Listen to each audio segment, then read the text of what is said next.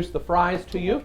Father Fry and his wife Elizabeth come to us from the great state of Georgia, but have some roots here in the area. I actually grew up here when they were here at St. Andrews for a season. They have a whole wonderful family. You have 4 kiddos, right? Mm-hmm. I'm remembering, jog my memory on who's at home and who's away. You've got 2 away. Jonathan and Madeline are out of the house, and Andrew and William are graduating high school in 2 weeks. Wonderful, wonderful. And so with that, I'll turn it over to you. Feel free to ask. I'll just kind of keep the ball moving as we need it. But if anyone wants to lead us off with a question, they're welcome to do so. If you don't mind, I'd just like to lead off with a greeting, let you know I'm delighted to be here. As I think you know, I served on the staff here at St. Andrews for a little over 4 years. Every room in this building has a rich memory for me. I would play ping pong against Chris Culpepper, who was the youth minister at the time, before he was Father Chris Culpepper, right there.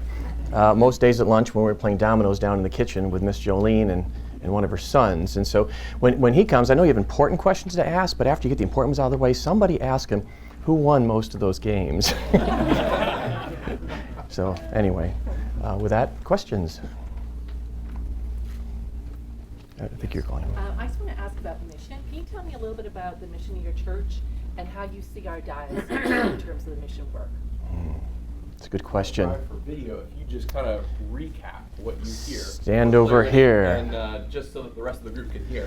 The question is about mission, and this is a little indirect way to answer it, but I've been in my present church for 12 years, and the mission of the church has changed about every 3-4 years. When I joined them, they had just pulled out of the Episcopal Church, and they're in a storefront, and they were very anxious about just making the church work. So our mission the first couple years was just keep the church together, to build the church, to make a church, to build the infrastructure, as it were, the prayer teams and the children's ministry. We're just building the church. And then we focused on a mission of constructing a new building, which might be something that you all have to face for the next several years. And when we got that beautiful building, we went outside ourselves. Okay, I said the building is a tool. It is not the church. And our job is to focus as much of our energy as we can outside of ourselves. So we give quite a bit of money and spend a lot of energy in various missions, both local and international. Local missions such as the Pregnancy Resource Center, the group in Peachtree City that feeds the homeless, and all those sorts of things. And we've really been expanding that, and really excited about that. I myself have been in a couple foreign missions to both northern Malawi and also the Diocese of Victoria Nyanza in northern Tanzania. Our current mission, which I'm really excited about, actually Monday and Tuesday, we're hosting a canon for church planting. And his name is Chris Sorensen. And the problem is I go long with answers. Canon Chris went to Chattanooga 9.5 years ago. He felt called by God to plant a church. And that church now has an average Sunday attendance of 1,450 people on 6 campuses, 3 parishes, 3 missions. And we are going to follow his model. And we're going to plant a new church 20 miles over. The sanctuary we built seats 300. We couldn't fit everybody at Easter, and so our choices are to blow out the walls and expand the building or plant a church. So we're going to plant a church. So our mission focus, in addition to what we're doing, local mission, foreign mission, really the next 3 to 5 years is going to be planting another church. And we hope to grow the church that way. But I could talk more about that model, which is very exciting, but I need to stop there because you all got different questions. Thank you. Yeah. Would you share just your thoughts and plans around men's ministry? I mean, the Bible talks a lot about a man's role. Yeah. So how do we get more men engaged, in particular younger? Oh, gosh, that's a really, really long answer. I'll try to keep it short. The first church I was ever a part of that had at least 50% men was here, St. Andrews, Fort Worth. And I began to reflect on why. Men and women are different. When we went to the New Prayer Book in 1979, I don't have time to answer this question, but the 28 Prayer Book has a masculine spirituality and the 79 Prayer Book has a feminine spirituality, and it's another way you lose men. men need mission. Men want faith to be serious, to have serious consequences. If everybody's going to heaven, you aren't going to interest men. They'd far rather be on the golf course or out shooting something. I have always tried to engage men in leadership, in missions, and I preach from the pulpit that the faith is important. That if it wasn't life or death, I'd be sleeping in on Sunday mornings. I wouldn't be here.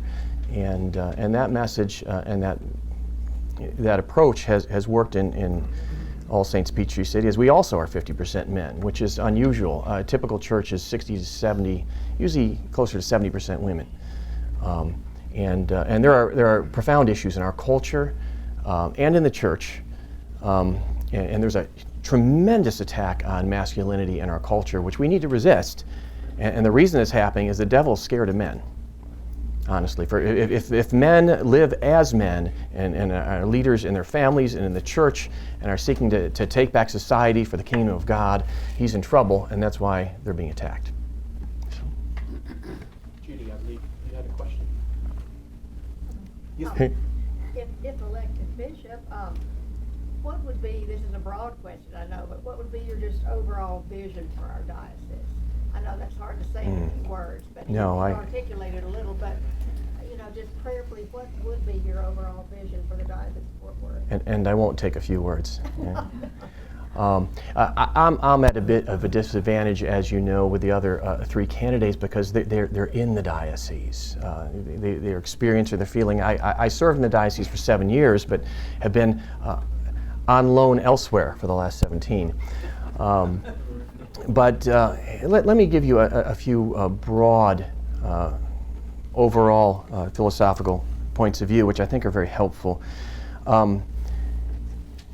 The diocese is structured as an Episcopal Church diocese, and the structure has not changed since leaving the Episcopal Church. That needs to be revisited, and I know it sounds boring, but structure matters. And there are some things from the past in terms of the structure that you're going to want to keep because they're good and they're helpful, and there are some things that you're going to want to modify. And I'm not here to say you should do X, Y, and Z because I think that would be arrogant of me. My position, if you were to call me to bishop, was spend the first year just getting to know everybody, getting to know the parishes, listening to everyone, and then maybe after a year, getting some leaders together to start thinking about structure. And so maybe not implementing changes for a couple years. It would be, I think, unwise to do otherwise. But there's some structural issues. The society has changed and the church has changed. We need to be more entrepreneurial. And in the Anglican Diocese of South, we're very entrepreneurial. We built the diocese from scratch, which was fun. I was on the formation committee or the steering committee that built the diocese under the leadership of Canon Phil Ashey with the AAC. He put a lot of time and energy, AAC did, into building the Anglican Diocese of South with an eye towards creating a model diocese which that just could be replicated, model canons, model structures, et cetera, et cetera. And it was just a fun because I love building and creating things.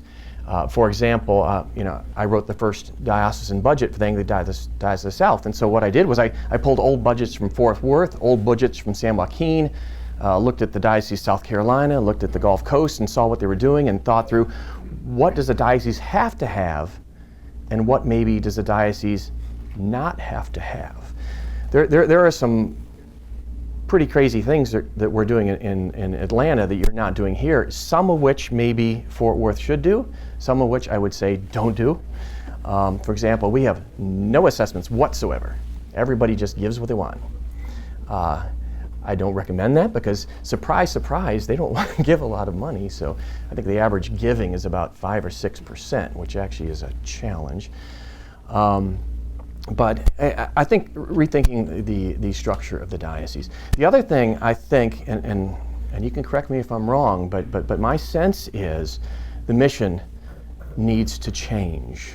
You need to get your head around a new mission. And here's what I'm saying. For 30 years, and 30 years ago, I was here in Fort Worth in 1989 at the founding synod of the Episcopal Synod of America. Fort Worth was the leading the charge to stand for the faith and to stand for orthodoxy and to fight against heresy and revisionism in the Episcopal Church. And it seems to me that mindset has carried on, and it was needful at the time. But there's nobody to fight against anymore. And so the mindset of digging in our heels and fighting for the faith, which was needed and good, and Bishop Eicher will be remembered for as long as any of us live as a leader in standing for the faith, and rightfully so. That is not our mission anymore. Our mission goes back to the Great Commission. We're to make disciples of all nations. We're to be planting churches. We're to be joyful. And I know it's been hard to be joyful. It was hard to be joyful when we were in the Episcopal Church and we couldn't stop the tide of heresy. It's hard to be joyful when you're under a lawsuit, but the folks I've been talking to have been optimistic that those days are winding down. And so that sort of change doesn't happen overnight, but I think we can transition into that in 2, 3, 4 years, and to get excited about the faith, get excited about planting churches, a joyful orthodoxy. I mean, you can be right as rain in your theology, but if you're not having fun, nobody's going to want to join you. So that's what we try to do in our church, have fun. Sorry, you're picking people. Yeah. You mentioned planting churches, Mm-hmm. and you mentioned reorganizing. Mm-hmm. I'm interested in what you would do to nurture the churches that you currently have to move the Diocese of Fort Worth into the 21st century. Well, of course, it's a both and. You're trying to plant new churches. You're trying to develop existing churches, and folks like the American Anglican Council have good programs for church revitalization, and it is challenging to change the culture of a church. The culture has become established. It's difficult to grow a church, for example, that's been pretty stable for about 10 years, in terms of numbers, in terms of program. One of the things that I've tried to do in my current church is always left them a little unsettled. It sounds kind of bad, but every year we're doing something new that might make a couple people a little uncomfortable, and if they're always a little uncomfortable, it's easier to move an object that's already in motion. But if you've been standing still for 10 or 20 years, it's a little harder. But you got to be working both. And for me, it begins with the clergy. And I was thinking about that. One of the clergy that visited us on the visit from the committee said, who would be the first guest speaker you would bring in at the clergy conference? Of course, I sort of dodged that. I said, well, I'd have to get in the diocese and try to gauge what the needs were, and that's true. But after reflecting a while later, I was thinking, I think the step one is to care for the clergy, to help the clergy in their spiritual life, get energized in the parish, because the parish life, they're the leaders. And if they're healthy and vibrant and excited, you start there. And then you build with the leaders. Get them excited. Everything changes when you're excited for Jesus, when you're excited for the mission, everything changes. And that's what we try to work on. And there can be practical tools. We can do conferences like how practically we should do this and how practically we should do that. In various smaller churches and communities, the most important thing is find a need in the community and try to meet it. Become known for something. This is the church that cares about the homeless. This is the church that cares about the young, single, pregnant girls. I mean, find a need in the community and meet it. What I've done at All Saints in Peachtree City, I figure God has a plan. My job is to figure out what it is. And usually what it is who walks through the door. Someone walks through the door and says, I've been involved in Kairos prison ministry, and I'd like to get it started here. I'm saying, amen, how can we help? And now we have a strong men's ministry doing Kairos prison ministry because they walk through the door. God will bring you the people you need to do the work He wants you to do. So you just have to kind of check them out when they walk in the door and find out what their passion is and give them permission to pursue it. Father Shadow, and then, Yeah, I'll let you call. Cook, and we'll You know everybody. bounce around and back on this side. My question is for the missus, and it's based on your statement. Oh, good. You said your rule of life, which I identify with, waking up at 6 a.m. for 30 to 40 minutes of exercise. Think about your exercise routine, Father Fry, and also, this is, I want to hear from your aspect, your perspective. You say you take long walks together 3 times a week. Elizabeth, tell us what that means Can you hear me right there? Okay. It is one of the best things we do as a couple. It's great for our health, but it is one of the best things that we do. Michael's the reason we do it because he's more disciplined than I am. If I'm tired, I want to sleep in. But he's very sweet. Every morning, I don't know how many years we've been doing this, he brings me a cup of coffee at my nightstand, and I get a few sips in me and I start to wake up, and then he says, okay, we're walking, and it's actually kind of an adventure because we walk all through the year. And so he'll come in and say, okay, the weather is 32 degrees, there's going to be a little bit of rain, and we're kind of, okay, do you think we need 2 layers and a hat this time? And so it's actually more fun in the winter because we have to kind of plan it out, and we've walked in the rain. When we walk, we talk. And with 4 children and busy lives, we don't get enough time. Sometimes it feels like we were roommates, right? And so it's just, and I think, I need more of Michael's time. I need more time with him, which is usually in the beginning, you were probably wanting more of my time. And it's kind of shifted. But anyway, it's one of the most wonderful things. And I'm just going to be honest with you. This is why I advocate for, and I'm also just very transparent. So I can remember one time we went on a walk and we really were not happy with each other. We disagreed about something and we just started walking faster. And I was thinking, we are not going to get home for quite a while, but we walked faster. By the end, we'd had a chance to talk. It wasn't as though you could say, well, I'm just going to go in the other room and, spend some time alone. And so it's just great for just talking and being together, exercising, but he's the consistent one. I'm the one who says, thanks for getting me out of bed. And we do it before work, and it works really well. So did that answer your question? All right. Okay. I have a question. What role should the diocese play in ACNA, if any? Good question. And I'm just going to be real frank about this. The Anglican Communion is GAFCON, period. The Anglican Church North America is the North American expression of GAFCON, period. There is no other lifeboat. So call me as bishop, we're all in. There's no other options, it's what we're doing. So did I answer the whole question, or was there more to it? I just got excited about that. GAFCON and ACNA to a great extent. And my question really is what kind of influence is ACNA going to have on this diocese? Or are we good. participating on an equal footing? Yeah, good. The question is not, to paraphrase John F. Kennedy, what kind of influence ACNA will have on us. It's what kind of influence we have on them, and that is an important role. And you are electing a bishop not just to manage your local affairs. I would say, if not half, I would lean towards a greater share than half of the importance of this election is fighting for the faith at the provincial level, because there are some things that are still unsettled, and I have had many conversations with bishops and the archbishop, who is a personal friend, on the subject, particularly of women's ordination, which is divisive. I think I won't name names since we're being video recorded here and this is going to be broadcast everywhere. But I think in the long run we have to come down on the faith once delivered for all time. And that's true not only in our theology but in our church structure. And I will fight for that at the provincial level. And so the importance is we are under GAFCON, we are under the Anglican Church of North America, and we will continue to fight for the Catholic faith, the whole faith, at the provincial level, and I hope and expect eventually it'll come around. Father Mark, and then back to Father Jude. First, welcome back to the diocese. Glad you're here.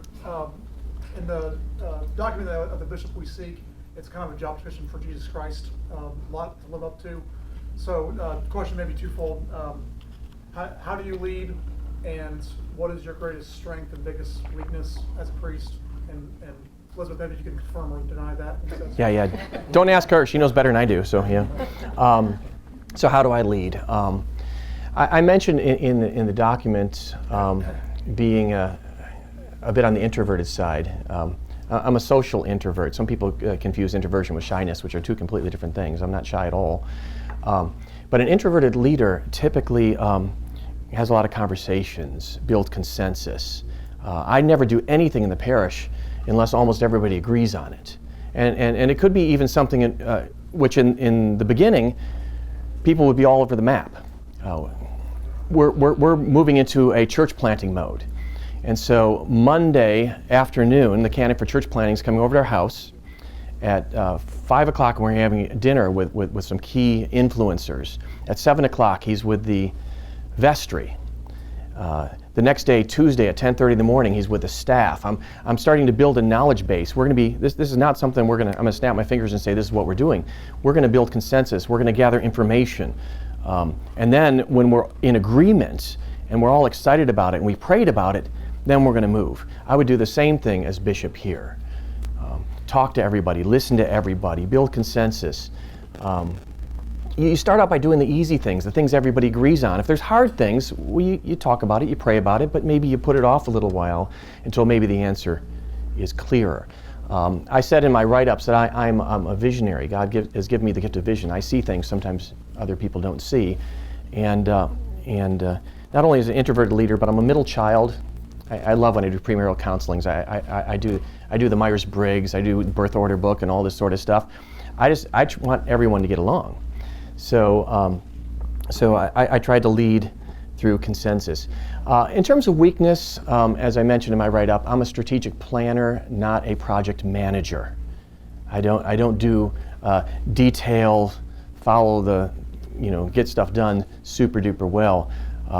If you give me something super complex, I'll love it and thrive at it, and it's a thing other people quit trying to do.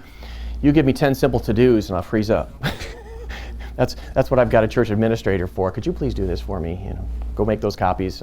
I need to be thinking big ideas. So I'm more of a big idea person than a get a million things done person. That's what I consider my weakness. But anyway. Father Worthing? Thanks. You spoke about GAFCON, and I appreciate that. Can I ask a little clarifying question? Yes. Do you affirm the Jerusalem Declaration, and do you affirm it with wholeheartedness or with any reservations? I'm thinking particularly of point number 4 that says the 39 articles are authoritative for the Anglican Church. Yes. As you know, and as I was actually just teaching this in a Sunday school class a week or two ago, there's a difference in how the 39 articles are treated in the Jerusalem Statement and the canons, Constitution canons of the Anglican Church in North America. The Jerusalem Statement says they are authoritative, unequivocally. The Constitution canons of the Anglican Church in North America recognize them, and I don't remember the exact language, as representing a true expression of Anglicanism. And I'm going to be completely honest here. I think John Henry Newman's approach to the last of his tracts on the 39 articles was a bit of sophistry, and I lean more towards the binding view of the 39 articles. I do think that the Anglican Communion has moved beyond them a little bit. For example, you don't have the 20th century charismatic movement reflected in there. But I'm fully supportive of Anglicanism today, of a full, vibrant orthodoxy. And the Anglican Church in North America, much more so than some of our earlier documents, like the 39 Articles, affirm 3 streams Christianity: Catholic, evangelical, and charismatic. And I know this diocese has prided itself as being the premier Anglo-Catholic diocese in North America, and I expect that to continue to be so. But I'm just going to say something that's just following up on your question, which wasn't even asked. But if you call me to be your bishop, the evangelicals are not going to be the awkward stepchild of the diocese. I would encourage evangelical parishes to plant other evangelical parishes, and 28 prayer book parishes to plant other 28 prayer book parishes. I'll encourage Anglo-Catholic parishes to plant more Anglo-Catholic parishes. Let's have a healthy and holy competition of church planting. My only requirement is to be fully Anglican and Orthodox. But you can be fully Anglican and Orthodox in many different ways. And I think for this diocese to grow, it needs to broaden. To not set aside orthodoxy. And I do not ascribe to the theory that there's only one way to worship. You know, I was in northern Tanzania dancing with a bunch of catechists. You know, it's the way they worship. I don't do it at my church on Sunday mornings, and about once every few years I do it as a sermon illustration, and my wife covers her eyes and says, "Please let this end." But I love it. I love it. I mean, I want to be where people are worshiping the Lord with all their heart, mind, soul, and strength. And that can be with modern language, that can be with ancient language, that can be with incense, that can be contemporary praise choruses. I'm comfortable everywhere, and I'm not going to say there's one way to do it. So I wanted to get that out. Ken and Sergio. Yes, probably you expect my question. I know you don't speak very good Spanish, but my question, you answered part of my question with the last answer. In our diocese is very diversity. We have low church, we have a high church, we have a medium church, and we have Latinos in our diocese, and we have an African American. How do you plan to deal in and integrate all of these branches? Well, I haven't discussed it with my wife yet, but I thought having you over to dinner regularly and speaking nothing but Spanish would help.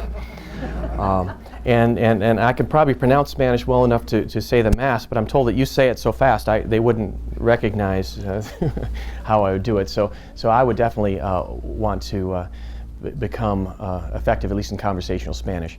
Now, this is something I'm excited about, and I'm going to go a different direction with your question. I'm excited about pushing the Anglican Church in North America in diocesan structures. I don't see why the Diocese of Fort Worth shouldn't have a suffragan bishop for Hispanic ministries and a suffragan bishop for our African expatriates. I want to broaden it, and a friend of mine, when he heard I was in nomination, he said, "You know, there's 10 Anglican jurisdictions in Texas," and you know, just we kind of know this, but we all just want to do this. That's got to end as best as we can do it. That's got to end, and I'm a networker. I'll be meeting with people all over the place, trying to pull people together, not to build an empire, but to create unity. As I mentioned, one of my favorite quotes from Archbishop William Temple in my write-up from his reflection on John chapter 17 was that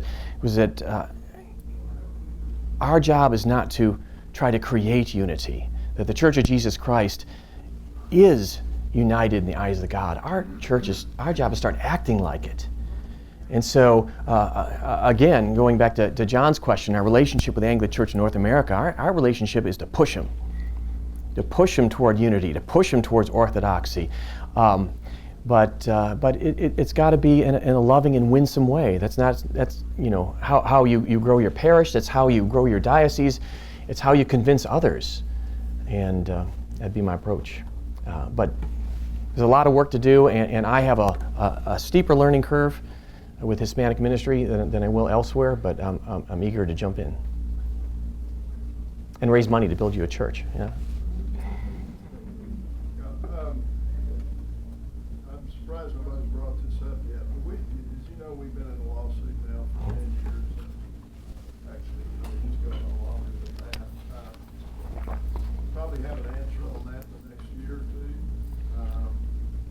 If we win, which we still think we will, it's pretty easy to imagine where the diocese is going to go.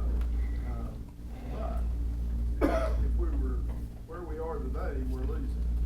And it would take the Supreme Court to make a change. If we lost all of our parish churches and most of our churches would have no money, crisis. And would like your thoughts about how you see a vision of our diocese in a situation like that. Yeah, thank you for bringing that up. Been there, done that. There's life afterwards. The church is the people, and the ties don't go away when you lose your building. All Saints Peachtree City was in a storefront in 2007. 7 years later, they're in a $3.5 million building, mostly paid for. It's glorious.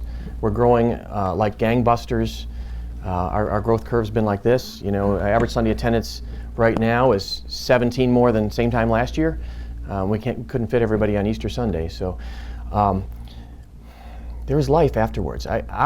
think if there is justice, Fort Worth will win the lawsuit, but we also know there is not always justice. And from a mission standpoint, I know it's going to sound harsh, but from a mission standpoint, it doesn't matter. Period. The mission doesn't change. You just do it in a different place. And in some of our beautiful older building, the upkeep has become so large, the amount of money you're spending keeping the building up would actually pay a mortgage. But it takes strong lay leadership. At All Saints in Peachtree City, it would not have happened with just me. When I interviewed for that job in 2007, there were 6 people in the room. 3 were full bird colonels retired. And I was a little intimidated about planning a church. I said, I don't know anything about building a building. And one who was a retired Corps engineer said, don't worry about it. We got that handled. You just be a priest. I'm like, yes, we can do this. And that's what we did. But it's strong lay leadership. And the lay people in the congregation are going to have to take the bull by the horns and run it, because most of us clergy are not that talented. And if you're willing to do that, you have nothing to fear. And there's all kinds of options. There's community centers, there's empty church buildings. We went from a storefront, which the lay people had outfitted. You can tell them I'm not available. I'm busy right now. We went from a storefront, which the lay people had outfitted. It used to be like a golf training facility, to a rented old Methodist church that they weren't using. And it was such a beautiful story. The Methodists had grown and built another building, and so we were in their old building. And then when the Presbyterian church split, I had a good relationship with the pastor. I said, if you need a place, call me. And 2 weeks before they got kicked out of their building, he called me, and so I called the Methodists and said, if we change our service time ahead 30 minutes, could we have the Presbyterians worship in the same space? And we had the Anglicans worshiping, and then the Presbyterians worshiping, all in the Methodist church. And eventually, we built our own building. The Presbyterians bought that old Methodist church building, and the Church of Jesus Christ cooperated the way they're supposed to cooperate. God will provide. Just rejoice. Rejoice when you win the lawsuit. If you lose the lawsuit, take a little time to grieve the lovely things you lost, but then rejoice that God has a new mission for you. He's not going to abandon you and say, okay, we're just going to quit. Be hopeful, be cheerful. Don't worry about it. Fight for the lawsuit, but the mission doesn't change. Thanks for the question.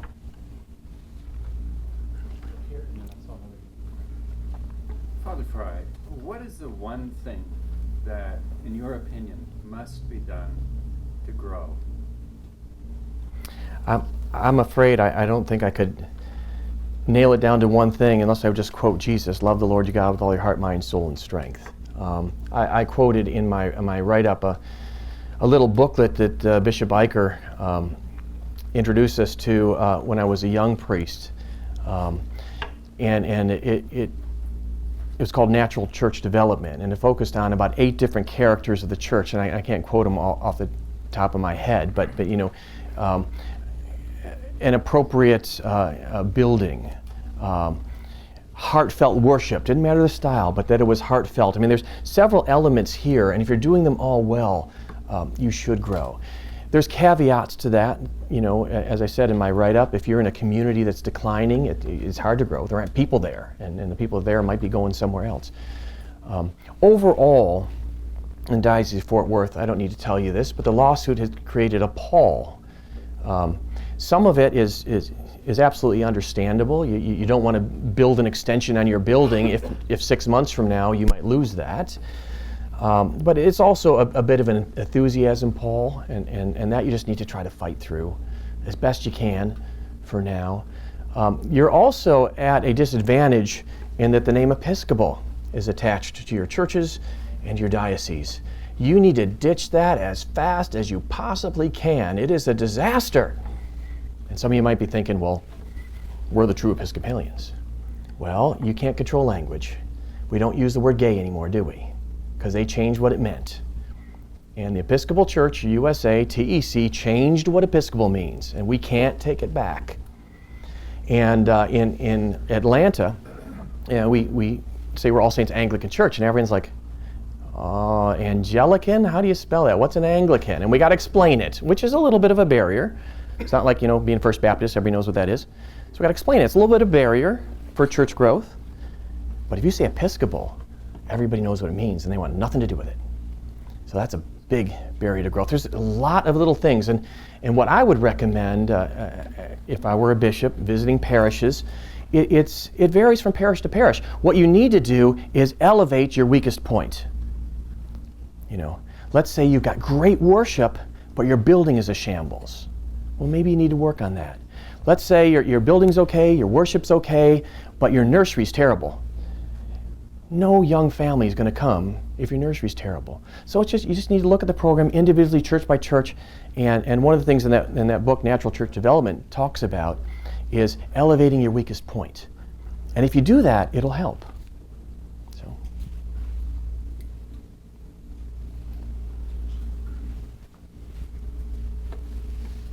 Father, we know pretty well where you stand as far as the 1928 and 1979 Books of Common Prayer, but moving forward in the future, what various liturgies would you think would be approved for use in our diocese, and which ones would not be?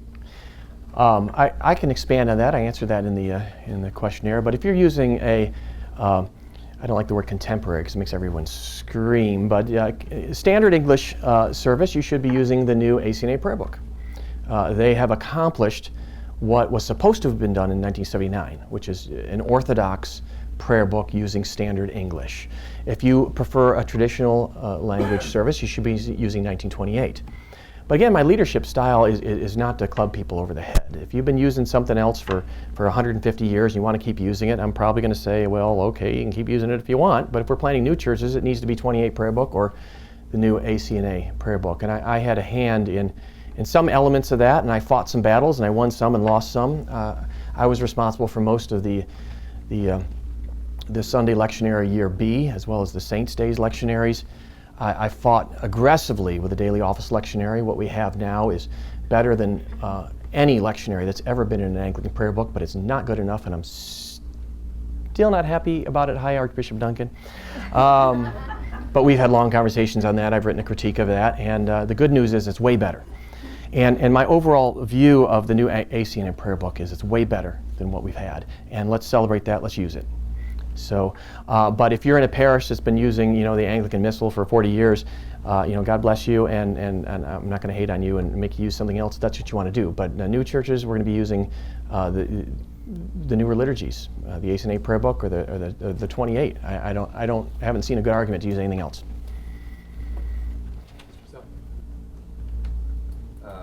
Padre, the Episcopal Church or the Anglican Church in Fort Worth, it seems as highly regarded in Anglican circles around the country, but it still seems that our numbers are dwindling.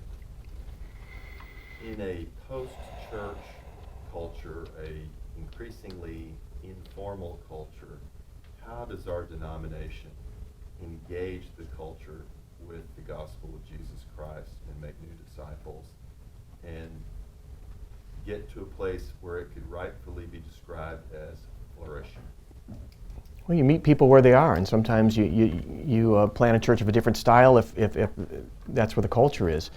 Kevin Martin, who was canon for church planting in the Diocese of Texas for a long time, did a real neat cultural study, which I don't have a chalkboard to draw for you.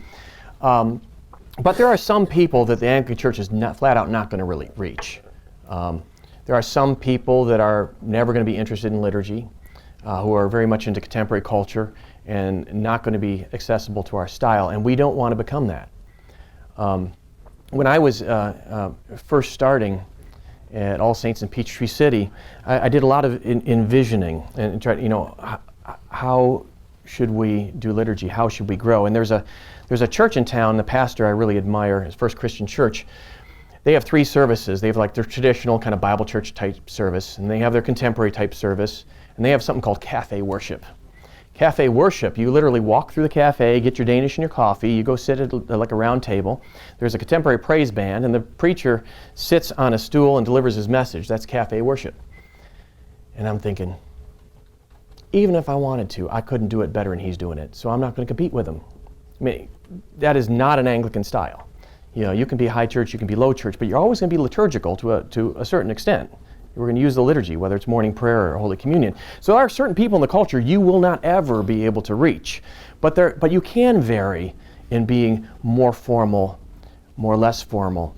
On my sabbatical a couple summers ago, I went to Grace Church, Jacksonville. Wonderful church, huge church. They do the 28 prayer book, they do the 79 prayer book, and then they did a wonderful contemporary liturgy.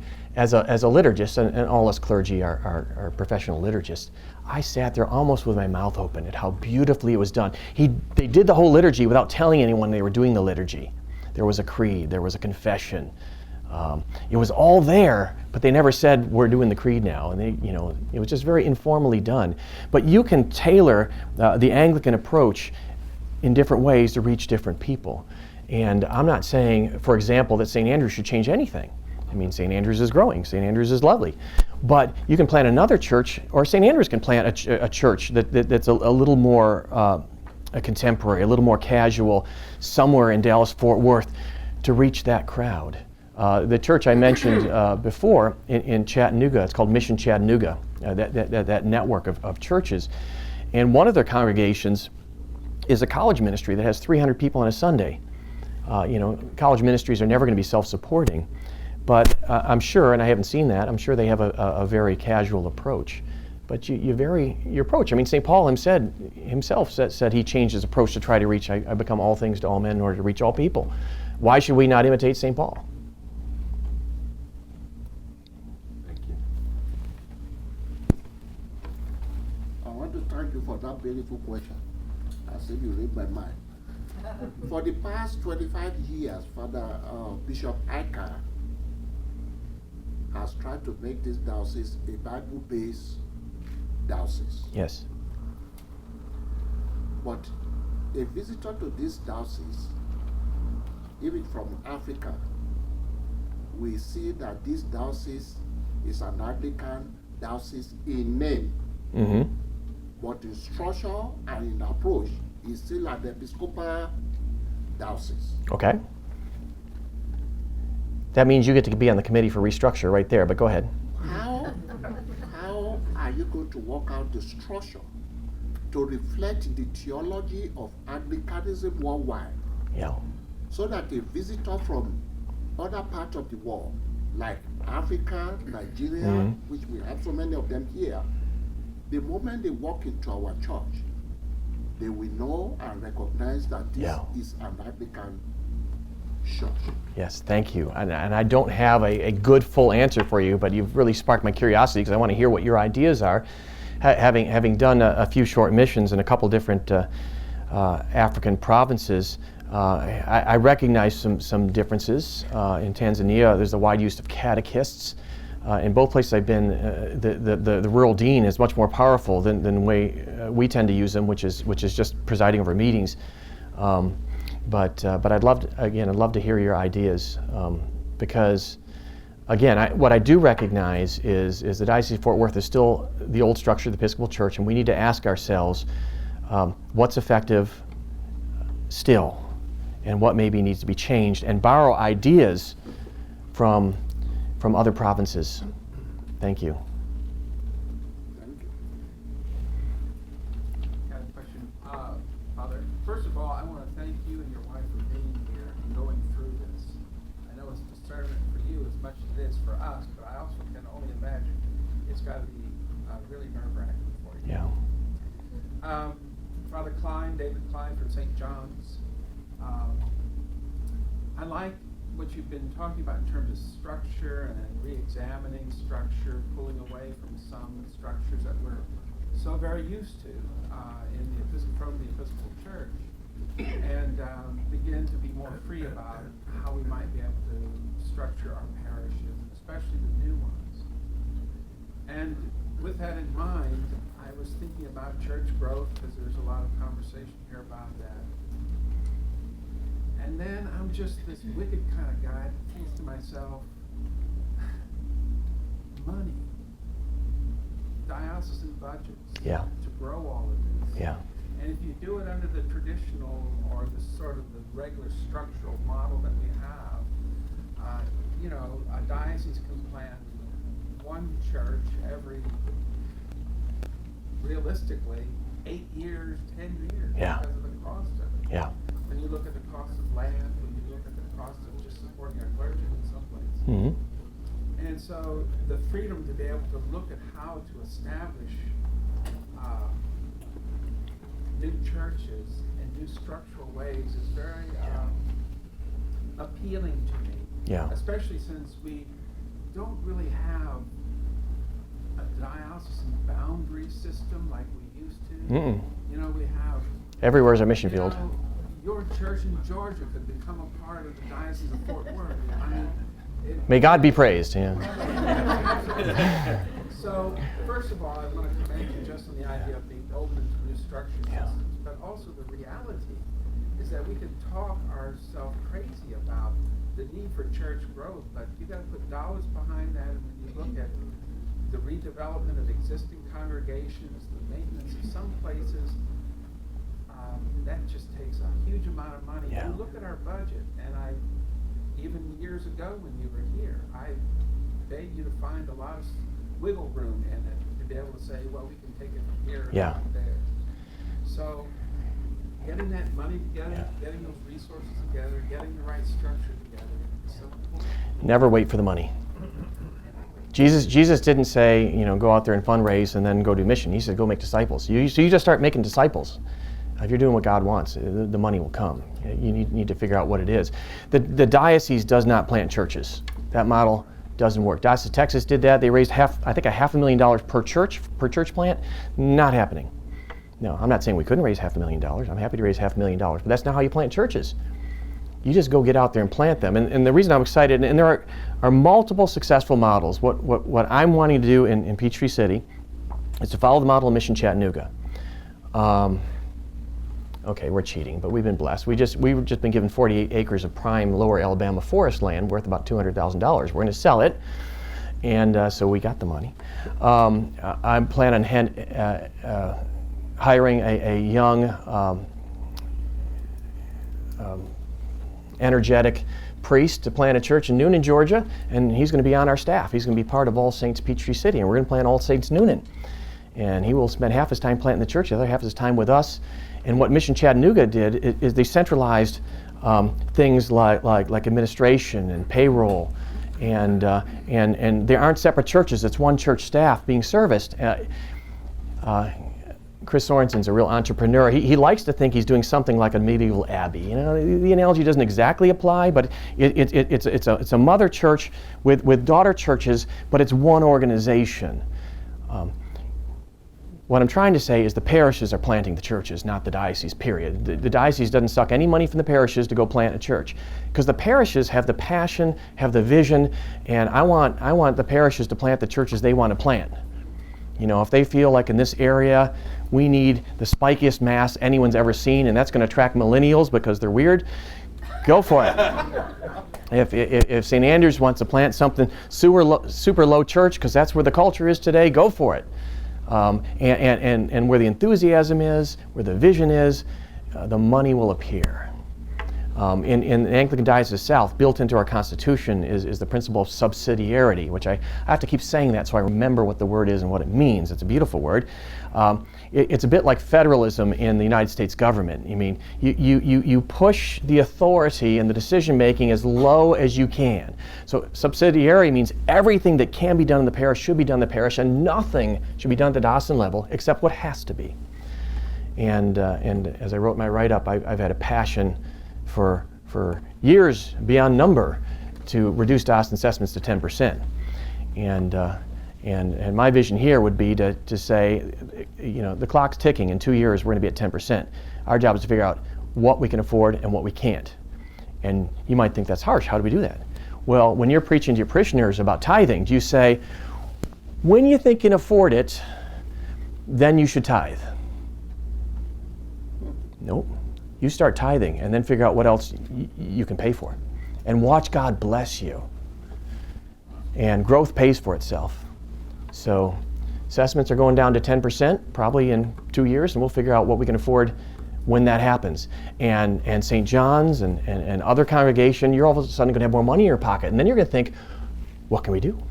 Could we get a part-time person on staff? I'm going to tell you, I find every way to cheat I can. We have 11 members on the staff of All Saints Peachtree City. I am the only full-time employee. Why? Because part-timers are incredible value. So I've got 2 rock star assistant priests. One of them was my spiritual hero when I was a younger priest, named Father Alan Hansen. And he ran Acts 29 Ministries for a decade. He went around the whole church and advised vestries and led renewal weekends. And he came on my staff. He says, what do you want me to do? I said, I want you to have fun. Do the stuff you like best. Do prayer ministries and adult education. So he's doing what he loves. And then I've got another member on my staff by the name of Don Hutchins, who was a Fortune 500 executive, late vocation. He was, while he worked for me, both rural dean and chairman of the standing committee. I mean, these are powerful, smart, passionate guys, and they're over 65, and they're full of energy, and they're doing wonderful things. You can do fantastic things with young retired folks. The labor pool of churches has changed in the generation. When I was a kid, it was all the stay-at-home moms, which we don't have that many anymore, do we? So what you can do in the church has changed. The weekly schedules or average family has changed. The labor pool has changed, and our labor pool in our churches is the young retireds, 55 to 75. And you can get as many of those you can to do ministry. God bless you. And an underutilized labor pool are clergy between 65 and 75 who still have something to give. And maybe they got a retirement. They don't need a full-time job. But not only would they bless your congregation, but you will be a blessing to them because they're called to ministry. Hasn't left them. Sorry, long answer. Hit about 12 topics. I don't know where we are. We're down to 5 minutes. Anyone who hasn't asked a question that would like to, please indicate that now. And then we've got a few that wanted to ask a follow-up. So just pop your hands up and I'll take notes and we'll get to as many as we can before. You mentioned the word vocations, and that hinges on something I wanted to ask. I've been in dioceses where there really wasn't anything to speak of regarding, programming is not really all that always a good word, but there wasn't really anything for those who were discerning a vocation, at least to, and I know we discern for whatever we do, but I'm gonna just emphasize ordained ministry. Mm-hmm. There's some that didn't have anything, there's some that did, and the reason I ask that is because we're seeing right now in so many different denominations and groups that a lot of things have gone awry in the seminaries, malformed people, and we've seen in the ACNA and some other places, they've tried some new things, some iffy things sometimes. And what would a possible vision be, especially for young men or really men of any age looking at a vocation? Yeah, this is a good question. I'm glad you brought it up. We're in a bit of the Wild West when it comes to training for ministry, and that has to be figured out, and we don't know the answer. I'm going to be completely honest with you. I'm not super fond of Nashotah House because they're still with the Episcopal Church, and all of us here have paid a powerful price for the sake of the gospel, and they haven't, and I don't have a lot of respect for that. I really don't.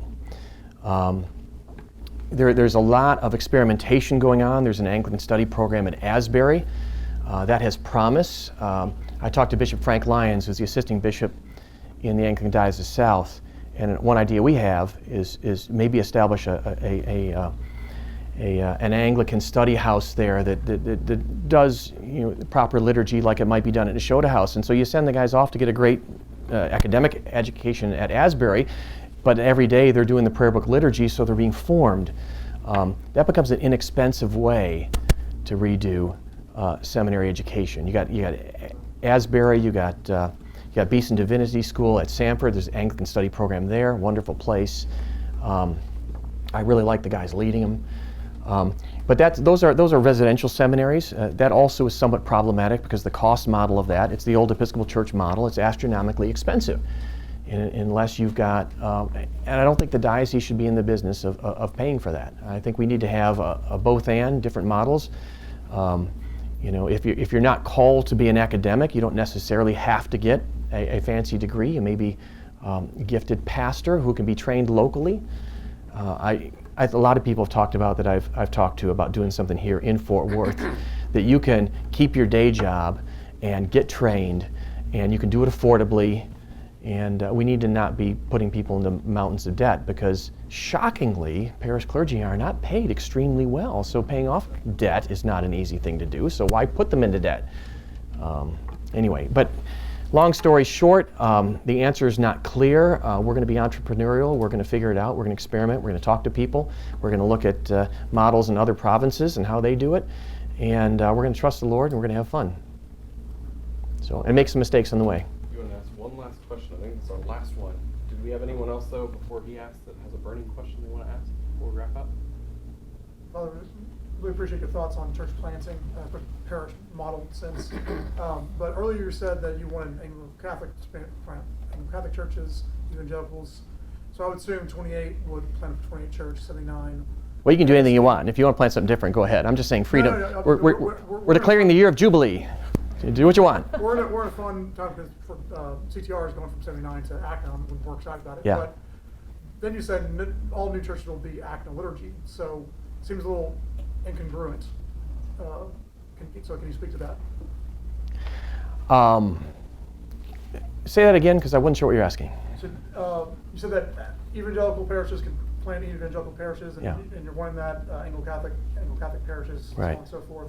I would assume that means a ASB parish would plant another ASB parish. A 28 prayer book parish would plant another 28 prayer book. But then you said that all new parishes will be ACNA liturgy. So there's a okay, I'll clarify that. What I said was, if you're using standard English, you should use the new ACNA prayer book. And if you're using traditional language, use the 28. Now, whether you're Anglo-Catholic or not, you can be Anglo-Catholic with the new prayer book. I don't know why you couldn't. I mean, being Anglo-Catholic is your vestments, it's your liturgy, using incense, it's frequent communion. A low church parish is going to wear different vestments, may not have communion as often. I don't see a problem with a new ACNA prayer book and using Anglo-Catholic, and I'll let Bishop Ackerman enlighten me on that.